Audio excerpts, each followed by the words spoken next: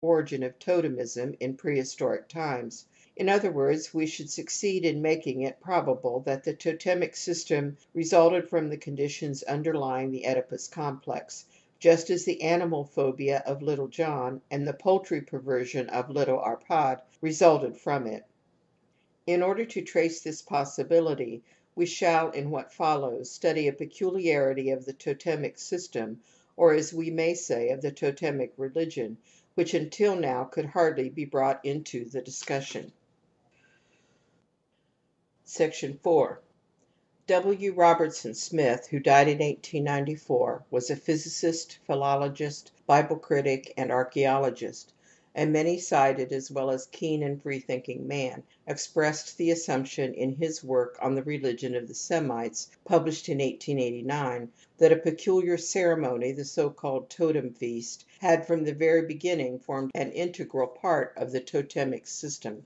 For the support of this supposition he had at his disposal at that time only a single description of such an act from the year 500 A.D. He knew, however, how to give a high degree of probability to his assumption through his analysis of the nature of sacrifice among the old Semites. As sacrifice assumes a godlike person, we are dealing here with an inference from a higher phase of religious rite to its lowest phase in totemism. I shall now cite from Robertson Smith's excellent book those statements about the origin and meaning of the sacrificial rite which are of great interest to us. I shall omit the only too numerous tempting details as well as the parts dealing with all later developments. In such an excerpt it is quite impossible to give the reader any sense of the lucidity or of the argumentative force of the original. Robertson Smith shows that sacrifice at the altar was the essential part of the rite of old religions. It plays the same role in all religions, so that its origin must be traced back to very general causes whose effects were everywhere the same. But the sacrifice, the holy action (katexokein, sacrificium, hierurgia), originally meant something different from what later times understood by it, the offering to the deity in order to reconcile him or to incline him to be favorable. The profane use of the word was afterwards derived from the secondary sense of self-denial. As is demonstrated, the first sacrifice was nothing else than "an act of social fellowship between the deity and his worshippers."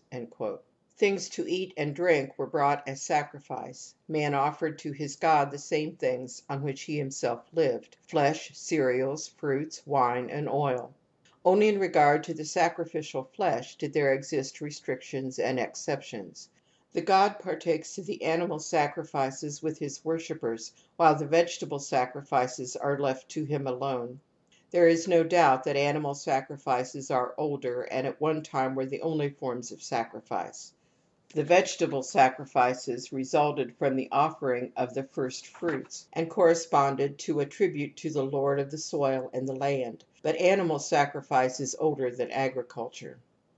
Linguistic survivals make it certain that the part of the sacrifice destined for the god was looked upon as his real food. This conception became offensive with the progressive dematerialization of the deity, and was avoided by offering the deity only the liquid part of the meal. Later the use of fire, which made the sacrificial flesh ascend in smoke from the altar, made it possible to prepare human food in such a way that it was more suitable for the deity. The drink sacrifice was originally the blood of the sacrificed animals. Wine was used later as a substitute for the blood. Primitive man looked upon wine as the blood of the grape, as our poets still call it. The oldest form of sacrifice, older than the use of fire and the knowledge of agriculture, was therefore the sacrifice of animals, whose flesh and blood the god and his worshippers ate together. It was essential that both participants should receive their share of the meal. Such a sacrifice was a public ceremony, the celebration of a whole clan. As a matter of fact, all religion was a public affair. Religious duty was a part of the social obligation. Sacrifice and festival go together among all races. Each sacrifice entails a holiday, and no holiday can be celebrated without a sacrifice. The sacrificial festival was an occasion for joyously transcending one's own interests and emphasizing social community and community with God. The ethical power of the public sacrificial feast was based upon primal conceptions of the meaning of eating and drinking in common. To eat and drink with someone was at the same time a symbol and a confirmation of social community and of the assumption of mutual obligations. The sacrificial eating gave direct expression to the fact that the god and his worshippers are communicants, thus confirming all their other relations. Customs that today still are in force among the Arabs of the desert prove that the binding force resulting from the common meal is not a religious factor, but that the subsequent mutual obligations are due to the act of eating itself. Whoever has shared the smallest bite with such a Bedouin, or has taken a swallow of his milk, need not fear him any longer as an enemy, but may be sure of his protection and help. Not indeed forever. Strictly speaking, this lasts only while it may be assumed that the food partaken remains in the body. So realistically is the bond of union conceived. It requires repetition to strengthen it and make it endure. But why is this binding power ascribed to eating and drinking in common? In the most primitive societies there is only one unconditional and never failing bond, that of kinship. The members of a community stand by each other jointly and severally. A kin is a group of persons whose life is so bound into a physical unity that they can be considered as parts of a common life. In case of the murder of one of this kin, they therefore do not say, "The blood of so and so has been spilt," but "our blood has been spilt." The Hebraic phrase by which the tribal relation is acknowledged is, "Thou art my bone and my flesh." Kinship, therefore, signifies having part in a general substance. It is natural, then, that it is based not only upon the fact that we are a part of the substance of our mother who has borne us and whose milk nourished us, but also that the food eaten later through which the body is renewed can acquire and strengthen kinship. If one shared a meal with one's god, the conviction was thus expressed that one was the same substance as he. No meal was therefore partaken with anyone recognized as a stranger. The sacrificial repast was therefore originally a feast of the kin, following the rule that only those of kin could eat together. In our society the meal unites the members of the family, but the sacrificial repast has nothing to do with the family. Kinship is older than family life. The oldest families known to us regularly comprised persons who belonged to various bonds of kinship. The men married women of strange clans, and the children inherited the clan of the mother.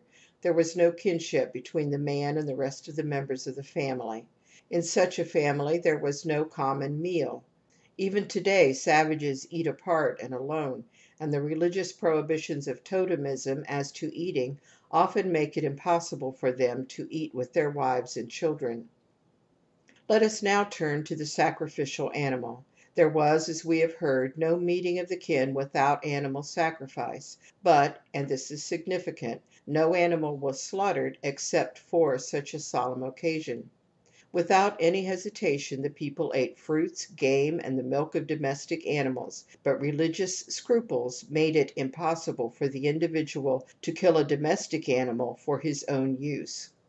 There is not the least doubt, says Robertson Smith, that every sacrifice was originally a clan sacrifice, and that the killing of the sacrificial animal originally belonged to those acts which were forbidden to the individual and were only justified if the whole kin assumed the responsibility. Primitive men had only one class of actions which were thus characterized, namely, actions which touched the holiness of the kin's common blood. A life which no individual might take, and which could be sacrificed only through the consent and participation of all the members of the clan, was on the same plane as the life of a member of the kin. The rule that every guest of the sacrificial repast must partake of the flesh of the sacrificial animal had the same meaning as the rule that the execution of a guilty member of the kin must be performed by the whole kin. In other words, the sacrificial animal was treated like one of kin. The The sacrificing community, its god, and the sacrificial animal were of the same blood, and